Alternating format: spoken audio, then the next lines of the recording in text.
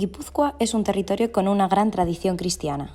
Así lo muestran sus santuarios, como el de Aránzazu, Nuestra Señora de Guadalupe o uno de los más emblemáticos, el Santuario de Loyola. Este territorio que vio nacer la Compañía de Jesús y donde pueden encontrar iglesias casi en cualquier parte, está sufriendo algunos cambios. En 2021, casi el 70% de la juventud vasca de entre 15 y 29 años se autodefine en materia religiosa como no creyente, atea, agnóstica o indiferente. El número de jóvenes no creyentes ha ido incrementando en los últimos 20 años, lo que nos lleva a la siguiente pregunta: ¿por qué? Yo soy Paola Lorenzo. Sí que es verdad que he tenido durante mi vida bastantes puntos de inflexión con el tema religioso, pero creo y nunca he dejado de creer en que hay algo que nos acompaña, que es Dios. No creo en la Iglesia, sí que me gustan los valores que representa, pero no me gusta todo lo que se mueve por ahí dentro. Bueno, pues soy Jon Echenique, soy estudiante de cuarto de Comunicación Audiovisual y me considero agnóstico. En lo que se refiere a mí, veo más a Dios como, no tiene por qué ser un quién, sino también puede ser un qué. O sea, puede ser lo que ha dado forma a este mundo, lo que ha creado, pero me cuesta pensar en Dios como una forma, o sea, como alguien que está como detrás de nosotros, vigilando o viendo lo que hacemos. Me llamo Andrea Palomeque, soy estudiante de cuarto de Comunicación y me considero una persona agnóstica. Yo creo que Dios representa unos valores muy bonitos en los que yo considero en los que me apoyo, que son la solidaridad, la empatía, el amor hacia el otro, y yo creo que esos valores, crecer en torno a esos valores, sí que nos hace mejores personas. Yo soy Jorge Alonso, tengo casi 22 años. Soy estudiante de Derecho y Comunicación y me declaro ateo. No creo que sea necesario creer en Dios para aceptar tus valores cristianos, ¿no? Yo creo, me he criado toda mi vida en un colegio jesuita y creo que los valores que me han inculcado ahí son buenos, a pesar de que no crea firmemente en la existencia de un ser supremo. Creo que muchos de los valores que me han inculcado ahí son muy buenos. Hola, me llamo Elena Aguirre, tengo 22 años y soy de Zarautz. Aunque no sea una persona religiosa, sí que agradezco en plan los valores que me han transmitido los colegios religiosos. O sea, yo igual me comparo igual con mis primos o con mis primas, que no sé, veo que no tienen como tanta claridad o como que no le dan tanta importancia pues a valores como la solidaridad o no sé, o algunas otras más. O sea, sí que he notado diferencia en eso y la verdad es que agradezco muchísimo que mis padres en plan me hayan llevado a una institución religiosa, pues por eso, porque he aprendido bastante también a ayudar al prójimo. Muy buenas, me llamo Arturo Moya, llevo estudiando aquí 5 años en Guipúzcoa. Yo creo que es necesario tener a Dios, pero conozco a mucha gente que no tiene a Dios, que es feliz en sus respectivas vidas, pero yo soy mucho más feliz cuando estoy más cerca de Dios que cuando no estoy. Pues yo soy Mikel Ormazábal, tengo 28 años recién cumpliditos y soy sacerdote desde el año 2020. Sí que pienso que en última instancia la creencia te puede ayudar a ser mejor persona, pero no la creencia en cuanto un acto simplemente del intelecto, porque yo distinguiría dos maneras de creer. Una es decir, yo creo que Dios existe, pero no vivo conforme a ese creer, como el que cree que fumar hace mal, pero no vive conforme a ese creer. Sin embargo, el que tiene fe en que Dios existe e intenta vivir en coherencia, sí que le ayuda a ser mejor persona.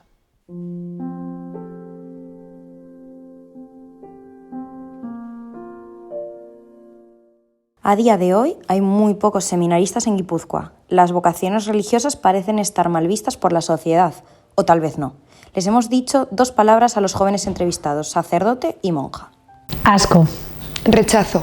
Experiencia, me viene la palabra experiencia.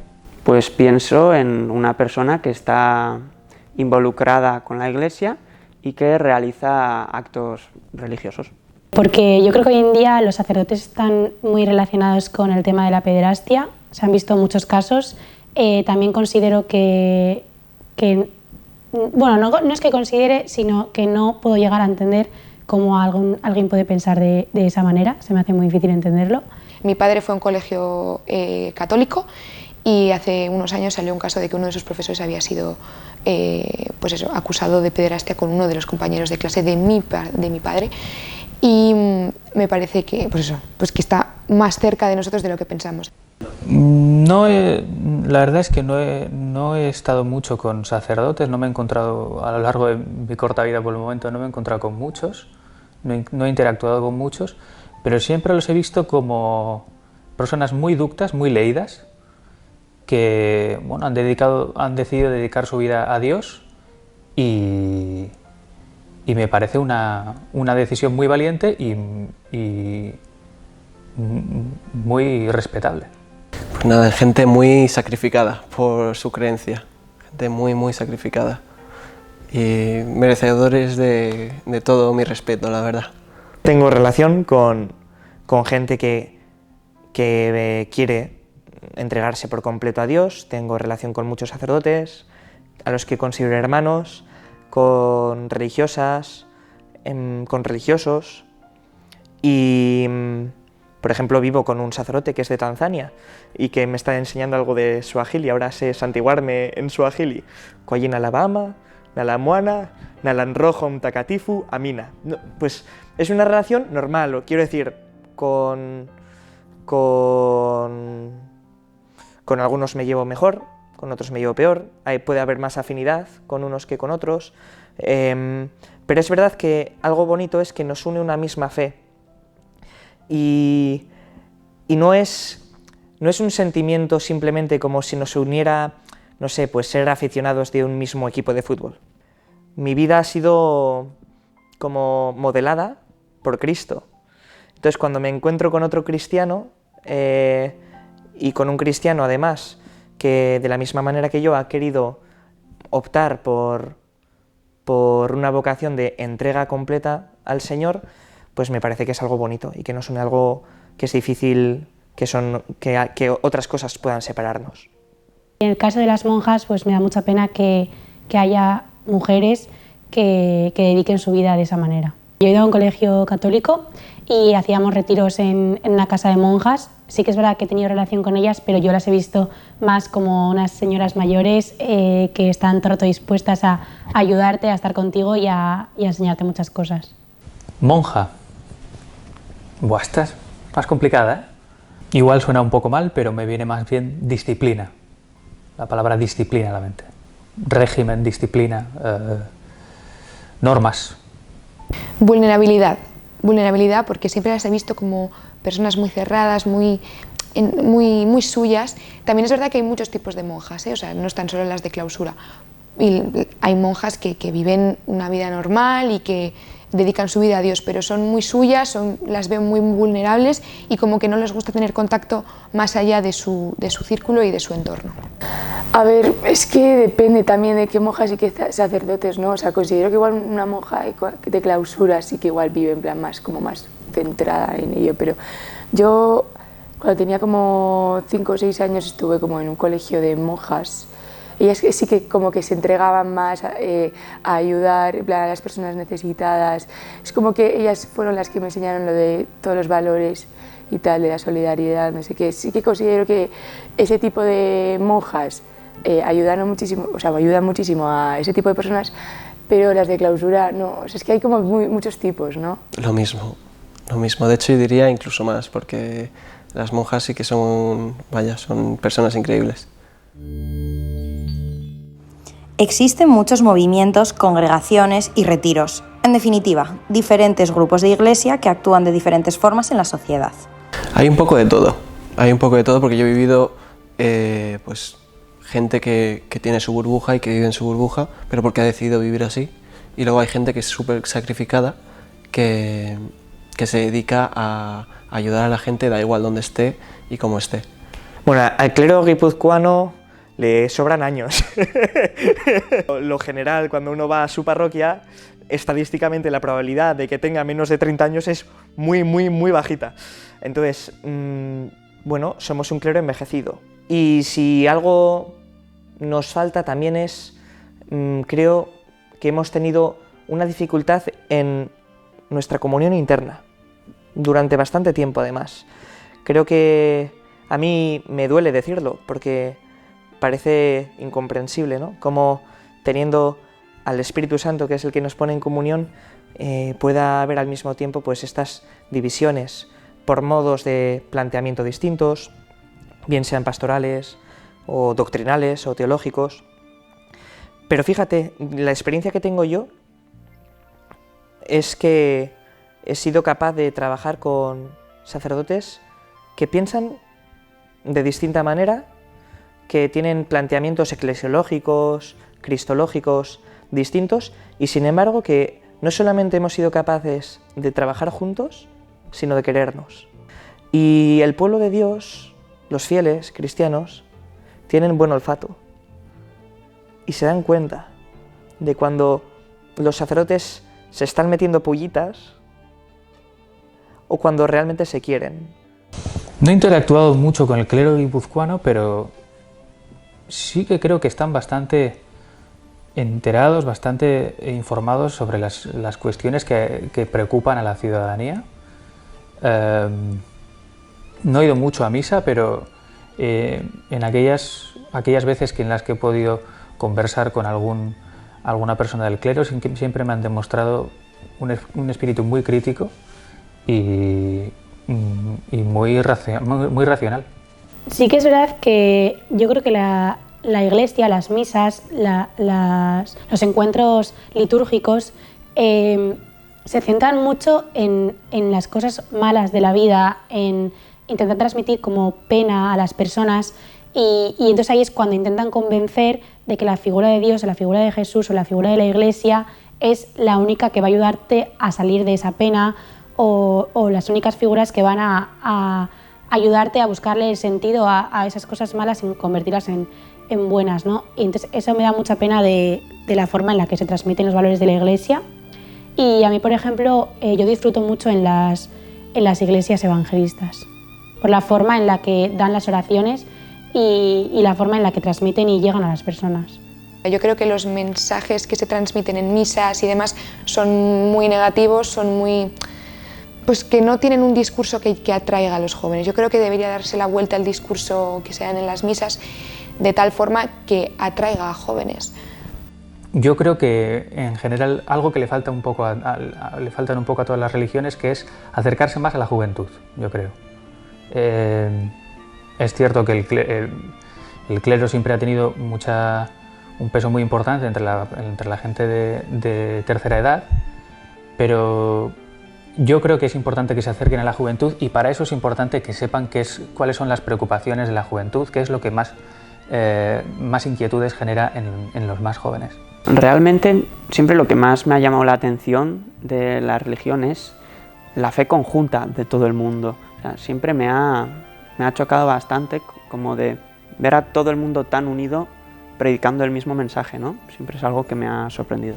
A mí lo que me llama muchísimo la atención es que todavía tenga tantos seguidores.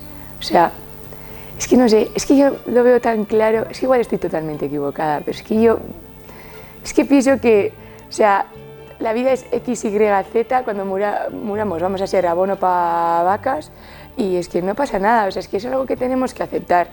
Es que no le veo ningún sentido ahora mismo, y es como una manera para anestesiar mentes, o sea, para que la gente trate de no pensar en lo que hay en el más allá, sabiendo o creyéndose que después de la vida va a llegar un momento en el que se va a ir al cielo y que va a vivir eternamente y plácidamente ahí. Pues es que no considero que sea así, es que me parece una cosa, o sea, muy alucinante todavía que haya gente que todavía siga eso. Lo que más me sorprende de todas estas sociedades o estos movimientos dentro de la Iglesia es la capacidad que tienen de generar un sentimiento colectivo, ¿no? de generar un sentimiento de pertenencia, de arropar a la gente de alguna manera, de darles una salida en ocasiones.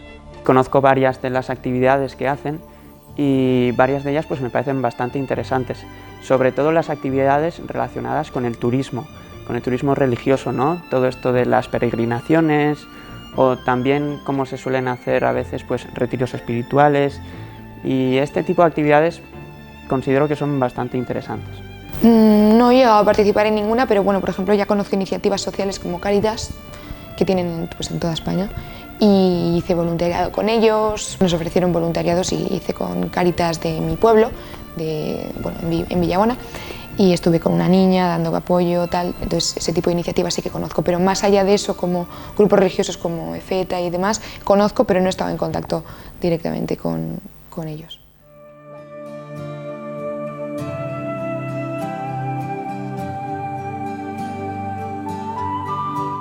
Un dato curioso. En las celebraciones litúrgicas y en las actividades organizadas por la Iglesia, la mayoría de los participantes suelen ser mujeres. ¿A qué se debe esto?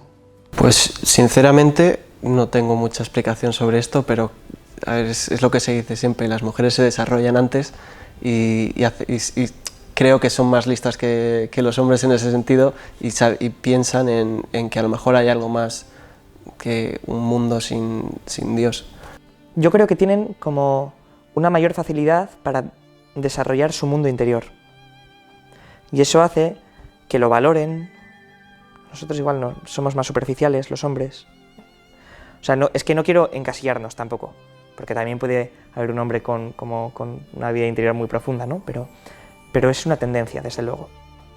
Yo creo que la presencia de mujeres, la mayor presencia de mujeres en la Iglesia se trata de que las mujeres somos emocionalmente muchísimo más como vulnerables o pensamos más en el otro que los hombres como tal. Me voy a explicar.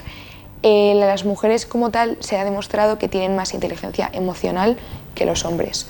O sea, los hombres son inteligentes emocionalmente, pero hasta cierto punto. Es porque están biológicamente hablando más limitados en ese sentido. Entonces, yo creo que como la Iglesia representa como tal el amor hacia el otro, el pensar más en el otro casi que en ti mismo, eso en las mujeres está mucho más interiorizado que en los hombres. Los amigos suelen compartir algún tipo de vínculo, y la religión puede ser uno. Muchos jóvenes se inscriben en actividades organizadas por la Iglesia para pasar un tiempo con sus amigos. Estar con gente con la que comparten los mismos valores puede ser muy cómodo, pero ¿se comportan igual cuando están con gente que no cree igual que ellos? Creo que es importante no tener siempre el mismo grupo, el mismo entorno. Creo que es importante también salir de tu zona de confort común, de no reunirte siempre con las mismas personas, porque descubres nuevos puntos de vista, ¿no? Descubres también nuevas formas de pensar, y creo que es bastante interesante. A mí me generaría un problema en algún caso extremo en el que a mí me impidiera realizar acciones o actividades que yo quisiera hacer, pero vamos, que no me supone ninguna barrera. Con mis amigos no me importa que no crean, porque yo en todo momento voy a intentar de alguna manera unirles más a Dios o lo que ellos crean que es Dios. Y en cambio con mi pareja, por ejemplo, sí que creo que es importante que los dos tengamos esa creencia, porque yo quiero tener una familia cristiana y que, pues bueno, que siga a Dios en todo siga a Dios y a la Iglesia. A ver, yo considero que al final con las personas que te juntas son porque son personas que comparten tus pensamientos, que comparten tus ideas, que buscáis el mismo estilo de vida, por así decirlo. Entonces yo creo que es indispensable que los valores que compartan las personas que tienen a tu alrededor sean bastante similares. No siempre vas a pensar igual y obviamente porque alguna persona piense diferente pues ni la vas a rechazar ni mucho menos. Pero sí que es verdad que yo creo que para que no haya rifirrafes las relaciones sean sanas, es muy importante que los valores que compartan y las ideas que compartan sean las mismas. Por ejemplo, con la gente con la que sí es religiosa y yo no me he sentido rechazada, pero me he sentido un poquito yo en mí misma al margen, diferente, pero porque como compartimos diferentes ideas en cuanto a creencias religiosas, pues yo es como que no puedo participar en lo que ellos comparten y lo que ellos practican. Pero no ha influido en mis relaciones de forma negativa.